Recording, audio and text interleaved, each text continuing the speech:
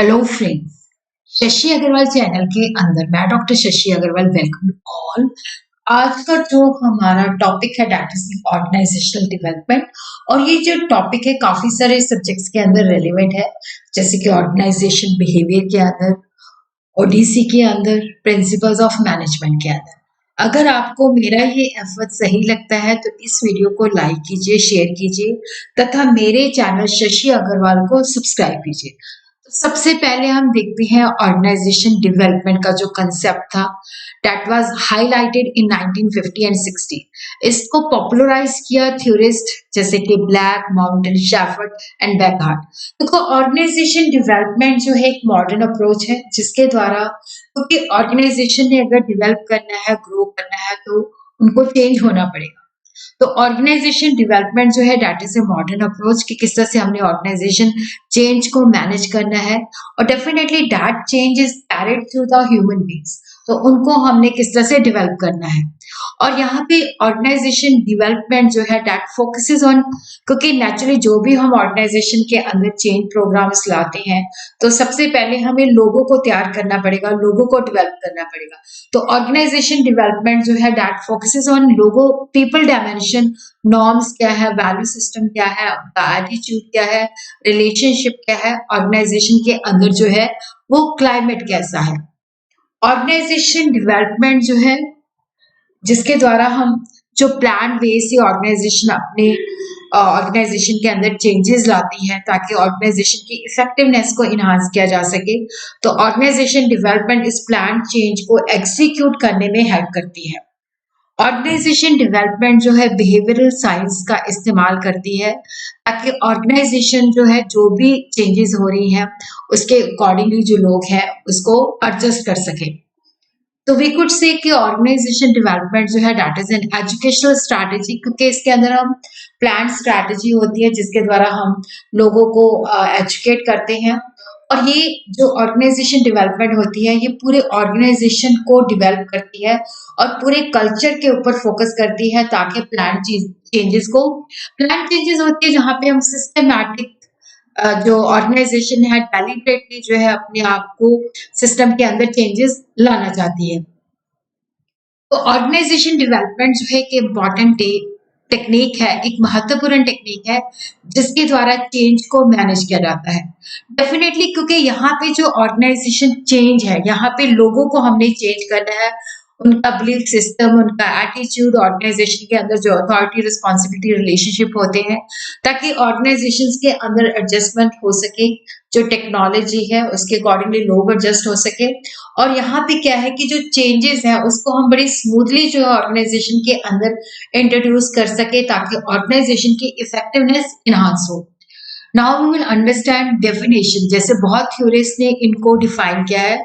Del and Beach defined as a complex educational strategy design to increase. देखो, ये जो organisation development जो है it's a complex educational strategy जिसको design किया जाता है ताकि ऑर्गेनाइजेशन की इफेक्टिवनेस को इंक्रीज किया जा सके।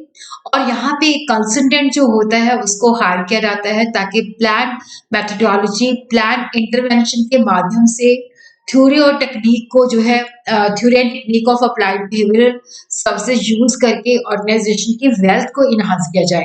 बुर्के ने डिफाइन किया है कि organisation development is a plan process of change in organisation, कि ऑर्गेनाइजेशन डेवलपमेंट के अंदर डेलिबरेटली प्लान करके हम चेंजेस को इंट्रोड्यूस करते हैं, उसके कल्चर के अंदर चेंजेस लाते हैं। और यहाँ पे क्योंकि नेचुरली लोगों को चेंज करना होता है तो ऑर्गेनाइजेशन डेवलपमेंट के अंदर बिहेवियरल साइंस जो है यूज किया जाता है, रिसर्च एंड थ्योरी को यूज किया जाता है ताकि ऑर्गेनाइजेशन के अंदर चेंज जो है स्मूथली लाई जा सके। बेकहार्ट ने इसको डिफाइन किया है कि ऑर्गेनाइजेशन डेवलपमेंट जो है एफर्ट है जिसको प्लान तरीके से और पूरी ऑर्गेनाइजेशन को कवर किया जाता है। और जो ऑर्गेनाइजेशन डेवलपमेंट है इसके अंदर जो it is manage from the top top level की कमिटमेंट होनी चाहिए। और यहाँ पे होता है कि ऑर्गेनाइजेशन की इफेक्टिवनेस को इंक्रीज करना है, उसकी ऑर्गेनाइजेशन की हेल्थ को इम्प्रूव करना है।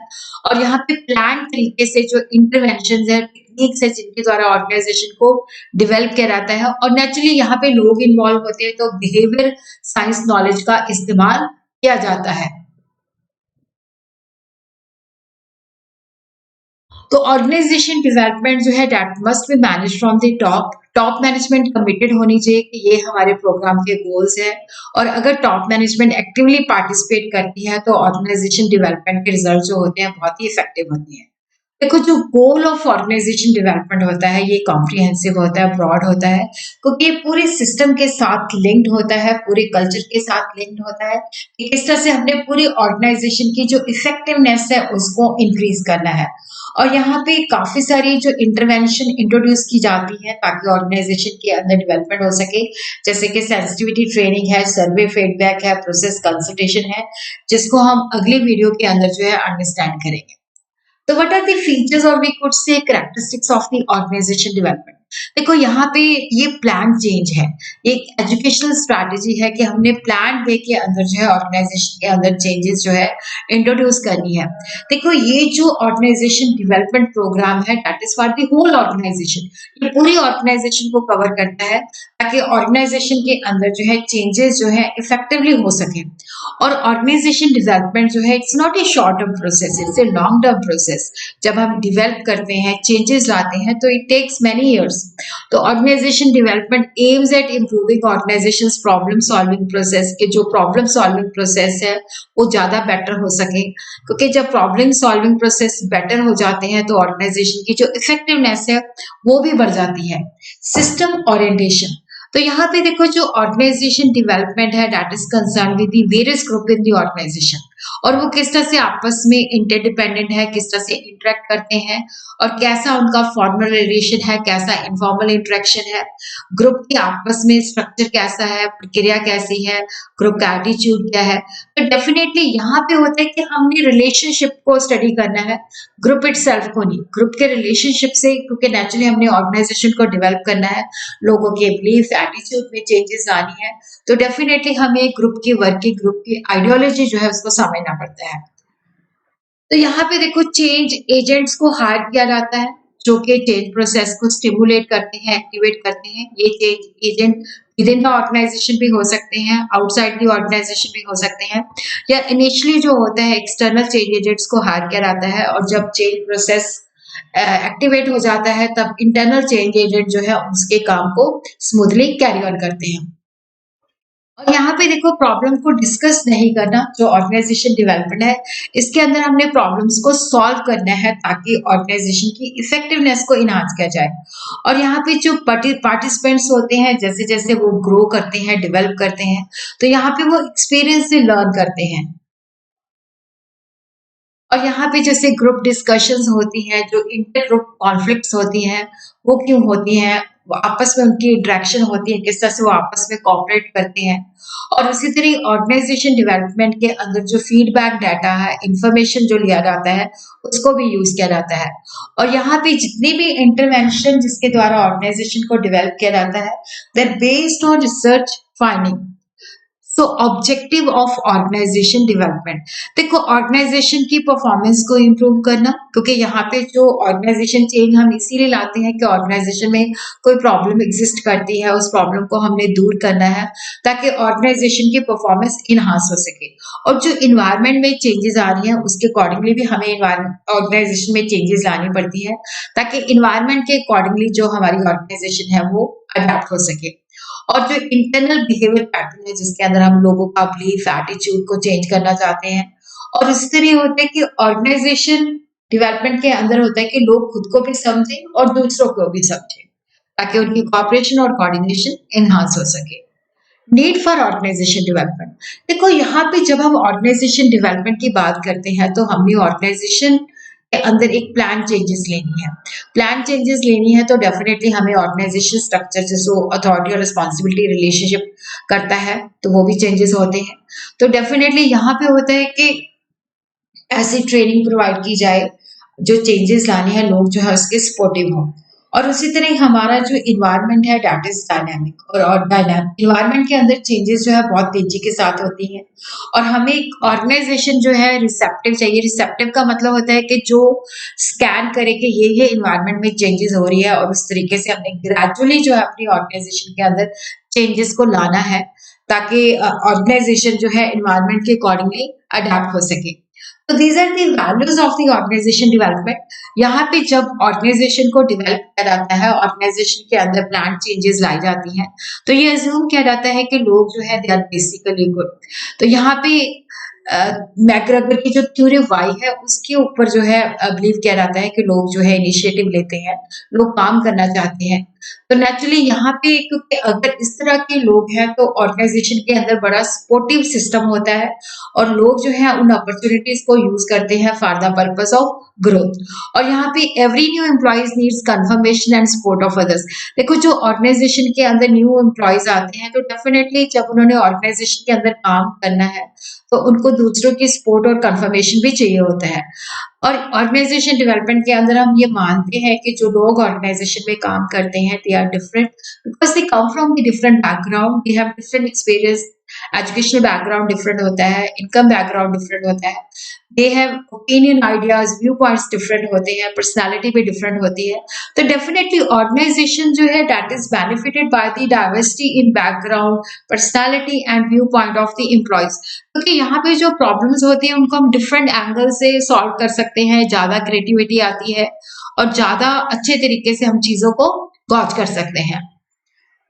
Expressing feeling and emotion. तो यहाँ पे ऑर्गेनाइजेशन डेवलपमेंट के अंदर क्या होता है कि अगर हमने डेवलप करना है तो डेफिनेट लोग जो है रैशनल होने चाहिए और वहां पे फ्रीडम होनी चाहिए कि वो अपने फीलिंग्स को, अपने सेंटिमेंट्स को, इमोशंस को एक्सप्रेस कर सके। क्योंकि नेचुरली जब हमारे एम्प्लॉयज जो है खुल के चीजें बताते हैं तो डेफिनेटली वो मोटिवेशन ज्यादा हो जाती है, उनकी कमिटमेंट ज्यादा हो जाती है और उनकी जो सोचने समझने की शक्ति होती है उसके अंदर क्रिएटिविटी आ जाती है। Authenticity, openness and directness. देखो यहाँ पे ज्यादातर लोग जो होते हैं हिपोक्रेट्स होते हैं और वो अपना पूरा व्यू नहीं देते। तो अगर इस तरह से झूठा व्यू देते हैं, कहते कुछ और है, करते कुछ और है, तो ये जो बिहेवियर होता है ये इंडिविजुअल्स की जो ग्रोथ होती है उसके रास्ते में रुकावट डालता है और वो प्रोडक्टिव नहीं होते। बट जब लोग ऑनेस्ट होते हैं, डायरेक्ट होते हैं, तो डेफिनेटली वो अपने व्यू पॉइंट सही से एक्सप्रेस करते हैं, तो रियल प्रॉब्लम्स को हम अंडरस्टैंड कर सकते हैं और इफेक्टिवनेस को इनहांस कर सकते हैं। और ओडी के अंदर क्या होता है कि लोगों की कॉपरेशन होनी चाहिए क्योंकि लोग जो होते हैं एक दूसरे के ऊपर इंटरडिपेंडेंट होते हैं। तो किस तरह से एक ऐसा माहौल क्रिएट करना ताकि लोग जो एक दूसरे को कोऑर्डिनेट करें और कॉपरेट करें। और यहाँ पे होता है कि ये नहीं कि जब हम एक्टिविटीज लोगों को असाइन करते हैं उसी वक्त ही हमने फोकस करना है, जब वो एग्जीक्यूट करते हैं तो उस वक्त भी हमने उस पर फोकस रखना है, ध्यान देना है कि वो सही ढंग से परफॉर्म हो रही है या नहीं हो रही है। देखो ऑर्गेनाइजेशन के अंदर लोग काम करते हैं तो डेफिनेटली वहां पे प्रॉब्लम्स भी होती होंगी, तो हमने प्रॉब्लम्स को अवॉइड नहीं करना, उनको फेस करना है कि अगर ये लोगों पे प्रॉब्लम्स एग्जिस्ट हो रही है तो इसके पीछे रीजन क्या है, किस तरह से हम इनको मॉडिफाई कर सकते हैं, ठीक कर सकते हैं। तो these are the assumptions of organisation development. ये जो है इन अजम्पशन के ऊपर बेस्ड है। देखो ज्यादातर जब हम ऑर्गेनाइजेशन के अंदर चेंजेस लाते हैं तो ऑर्गेनाइजेशन के अंदर जो एम्प्लॉयज होते हैं, जो इंडिविजुअल्स होते हैं, हर इंडिविजुअल चाहता है उसकी पर्सनल ग्रोथ और डेवलपमेंट हो। और उसी तरह क्या होता है कि वो मोटिवेटेड होते हैं कि हमारी ग्रोथ और डेवलपमेंट हो रही है, अगर ऑर्गेनाइजेशन डेवलप हो रही है तो हमें भी यहाँ पे अपॉर्चुनिटी मिलेगी। और work habits of the person are in response to the environment rather than the personality to it. तो ऑर्गेनाइजेशन के अंदर किस तरह का इन्वायरमेंट है जिससे कि वर्क हैबिट जो है मतलब जनरेट होती है। हाईएस्ट प्रोडक्टिविटी हम तभी अचीव कर सकते हैं अगर इंडिविजुअल गोल्स, क्योंकि देखो जब हम ऑर्गेनाइजेशन में काम करते हैं तो हमारे इंडिविजुअल गोल्स भी होते हैं, ऑर्गेनाइजेशन के गोल्स भी होते हैं, कैसे उनके अंदर इंटीग्रेशन है तभी हम ज्यादा प्रोडक्टिविटी को अचीव कर सकते हैं। तो ऑर्गेनाइजेशन डेवलपमेंट के अंदर जो कॉपरेशन है वो ज्यादा इफेक्टिव है लड़ाई झगड़े से, तो ज्यादा कॉपरेशन का इन्वायरमेंट होना चाहिए। और यहाँ पे जो एम्प्लॉयज हैं वो फ्रीली अपने फीलिंग, इमोशन, सेंटिमेंट जो है एक्सप्रेस करते हैं जिससे उनकी कमिटमेंट, मोटिवेशन लेवल इंक्रीज होता है। और यहाँ पे वो इंटरपर्सनल एक दूसरे पे ट्रस्ट करते हैं, सपोर्ट करते हैं, कोऑपरेट करते हैं, कोऑर्डिनेट करते हैं। और एम्प्लॉयज के अंदर देखो सेंस ऑफ कमिटमेंट ज्यादा होनी चाहिए क्योंकि जितनी कमिटमेंट ज्यादा होगी उतनी वो ऑर्गेनाइजेशन के साथ जो है अपने आप को रिलेट करते हैं, बिलोंगिंगनेस होती है, ऑर्गेनाइजेशन गोल्स के अंदर कंट्रीब्यूट कर सकते हैं। और देखो इसको हम आइसोलेशन में नहीं कर सकते, इसके अंदर है कि टोटल ह्यूमन सोर्स सिस्टम के द्वारा ही हम ऑर्गेनाइजेशन को डेवलप कर सकते हैं। तो ऑर्गेनाइजेशन डेवलपमेंट के ये बेनिफिट होते हैं क्योंकि ये लोगों को अपॉर्चुनिटी प्रोवाइड करते हैं कि they work as a human beings. और जिनकी डेवलपमेंट होनी ज़रूरी है। और ये उनको एक प्रॉपर सपोर्टिव इन्वायरमेंट देते हैं, अपॉर्चुनिटी देते हैं, जिनके द्वारा वो अपने को ग्रो कर सकते हैं, डेवलप कर सकते हैं। और डेफिनेटली जब हमारे लोग डेवलप हो जाते हैं, हमारी ऑर्गेनाइजेशन चेंज हो जाती है, then it becomes the better and effective organisation. और नेचुरली देखो यहाँ पे होता है कि हमने एनवायरनमेंट के अंदर जो चेंजेस आ रही हैं उसके अकॉर्डिंगली अपनी ऑर्गेनाइजेशन को अडेप्ट करना है। और यहाँ पे हर एक ह्यूमन बीइंग को as a person with a complex set of needs, all of which are important in work and life. यहाँ पे ह्यूमन बीइंग्स क्योंकि डिफरेंट है, उसको एज ए इंडिविजुअल डिफरेंट समझा जाता है, ताकि किस तरह से हमने उसको डेवलप करना है, ग्रो करना है। Now we will understand the process of organization development, diagnose the problem, plan strategy for change, preparation of the change agent, and the implementation of change, and then there is evaluation.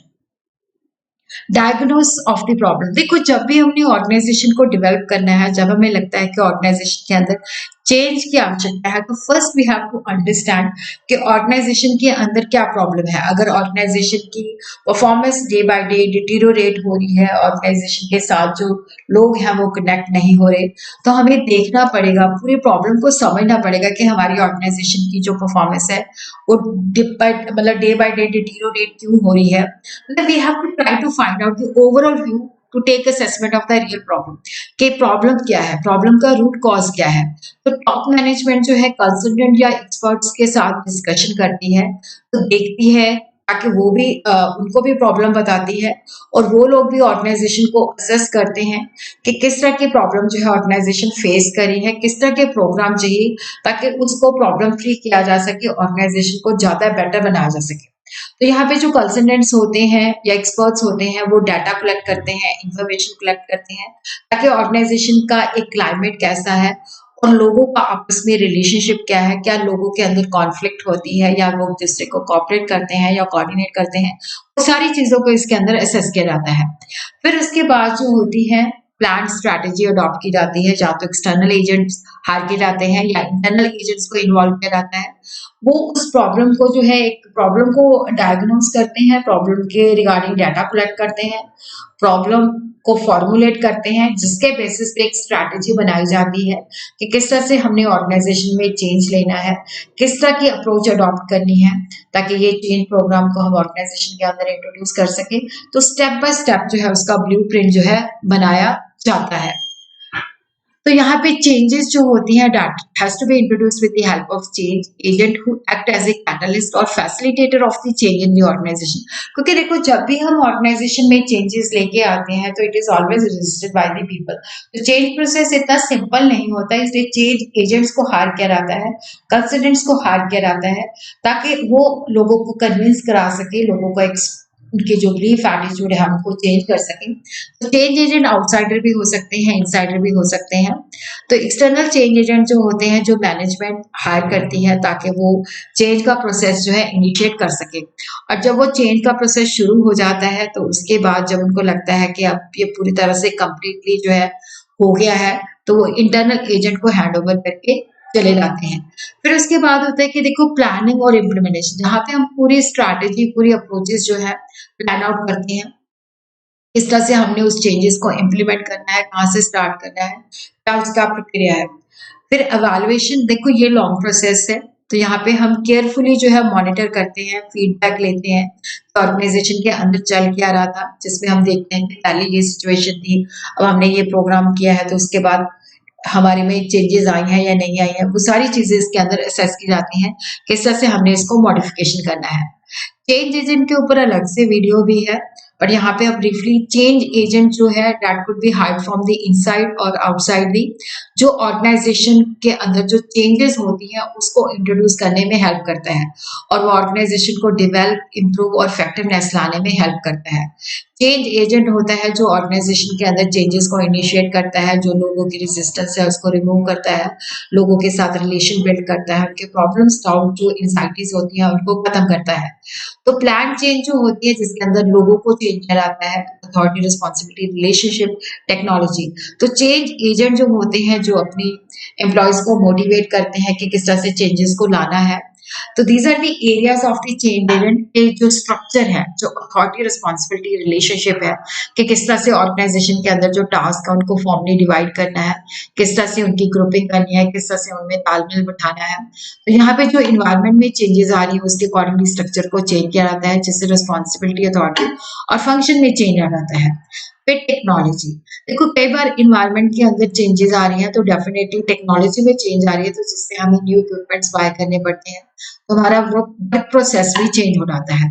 तो किस तरह से हमने new tools और equipment जो है organisation में करने हैं और किस तरह से हमने लोगों को ट्रेनिंग देनी है। तो यहाँ पे होता है लोगों को एटीट्यूड और बिहेवियर, किस तरह से हम कम्युनिकेशन, डिसीजन मेकिंग और प्रॉब्लम सॉल्विंग के माध्यम से उनका बिलीफ एटीट्यूड किस तरह से चेंज कर सकते हैं, किस तरह से हम उनको न्यू टेक्नोलॉजी के लिए इक्विप कर सकते हैं। फिजिकल सेटिंग होती है कि नेचुरली जब हम चेंजेस लाते हैं तो हो सकता है कि ऑर्गेनाइजेशन का लेआउट भी हम चेंज करें, इंटीरियर डिजाइनिंग भी चेंज करें, टूल प्लेसमेंट भी चेंज करें। तो फिजिकल सेटिंग चेंज हो जाती है, तो जिसके अंदर हम देखते हैं कि किस तरह से फ्लो प्रोसेस रहेगा, किस तरह से इंफॉर्मेशन फ्लो करेगी, आउटकम, सारी चीजें इसके अंदर सोची जाती हैं। चेंज एजेंट जो होते हैं दो तरह के होते हैं, एक्सटर्नल चेंज एजेंट्स होते हैं जो कि बिहेवियरल साइंटिस्ट होते हैं, जो बाहर से हायर किए जाते हैं, वो लोगों का ह्यूमन बिहेवियर स्टडी करते हैं और वो सुटेबल स्ट्रैटेजी जो है ऑर्गेनाइजेशन को डिवाइस करने में हेल्प करते हैं। इंटरनल चेंज एजेंट जो होते हैं वो ऑर्गेनाइजेशन के अंदर ही होते हैं, तो वो डिफरेंट लेवल और डिफरेंट डिपार्टमेंट से जो है लिए जाते हैं। वो चेंज प्रोसेस के अंदर कंटिन्यूसली इन्वॉल्व होते हैं, एक्सटर्नल चेंज एजेंट्स उनको ट्रेन करते हैं और ये चेंज स्ट्रैटेजी के माध्यम से काम करते हैं और चेंजेस को इंट्रोड्यूस करने में हेल्प करते हैं। तो these are the role of a change agent. देखो जो चेंज एजेंट होते हैं वो कंसल्टेंट भी होते हैं क्योंकि वो गाइड भी करते हैं, काउंसलर भी होते हैं, लोगों की प्रॉब्लम को भी सॉर्ट आउट करते हैं, फैसिलिटेटर भी होते हैं, लोगों को कन्विंस भी कराते हैं। तो वो अपने क्लाइंट को बताते हैं कि ये नीड है जिसकी वजह से हम चेंजेस लाना चाहते हैं और क्लाइंट को फील होता है कि ये चेंजेस वो चेंज एजेंट के माध्यम से ज़्यादा जो है ला सकता है, क्योंकि चेंज एजेंट जो होते हैं बिहेवियरल साइंटिस्ट होते हैं जो एम्प्लॉय की साइकोलॉजी को अंडरस्टैंड बेटर कर सकते हैं। ये चेंज एजेंट जो होते हैं प्रॉब्लम को आइडेंटिफाई करते हैं, इवन जब चेंज प्रोसेस चल रहा होता है तो उस वक्त भी क्या प्रॉब्लम्स हो सकती हैं उसको भी एंटिसिपेट करते हैं कि किस तरह से हम इन प्रॉब्लम को दूर कर सकते हैं। और ये ब्लूप्रिंट भी तैयार करते हैं, स्ट्रैटेजी बनाते हैं, फिर स्ट्रैटेजी को इम्प्लीमेंट करते हैं और जो भी रास्ते में रुकावट आती है उनको दूर करते हैं। They act as a stabiliser of change. The change agent जो है क्लाइंट सिस्टम के जो ऑर्गेनाइजेशन के अंदर एक ऐसा सपोर्टिव एनवायरनमेंट क्रिएट कर देता है ताकि चेंज को हम स्मूथली जो है कैरी ऑन कर सके।